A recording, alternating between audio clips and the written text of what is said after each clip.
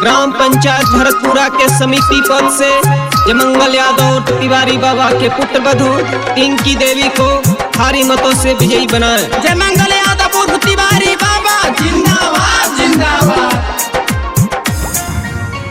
आचार्य सारी टिंकी देवी मांगे आईली वोट हो।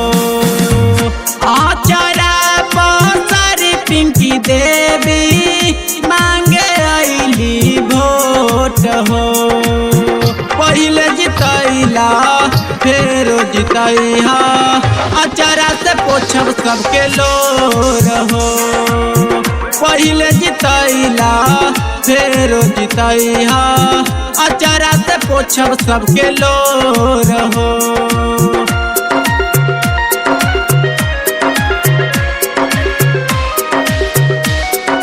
टिंकी देवी जिंदाबाद जिंदाबाद।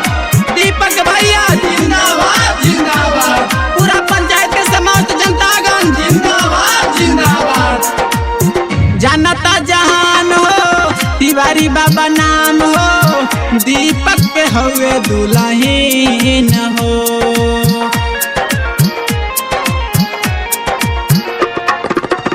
जानता जहान हो तिवारी बाबा नाम हो।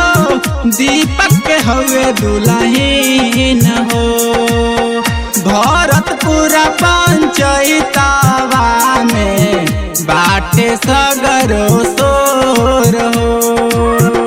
आचार्य सारी टिंकी देवी मांगे आईली वोट हो।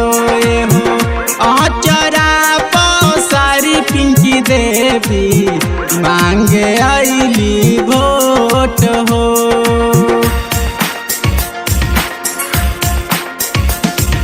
जयमंगल यादव तिवारी बाबा जिंदाबाद जिंदाबाद। टिंकी देवी जिंदाबाद जिंदाबाद। दीपक भैया जिंदाबाद जिंदाबाद। पूरा पंचायत के समस्त जनतागण जिंदाबाद जिंदाबाद।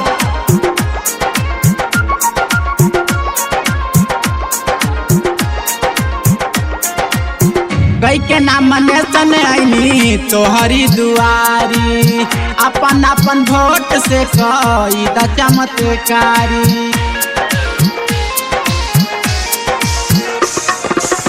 कई के नाम नेशन आईनी तोहरी दुआरी। अपन अपन वोट से कई द चमत्कारी। कई के विकास से आईनी हमहू फिर से तोहरी दुआर हो। गावत कहीं दर्शन रखिला पिंकी के नाज हो।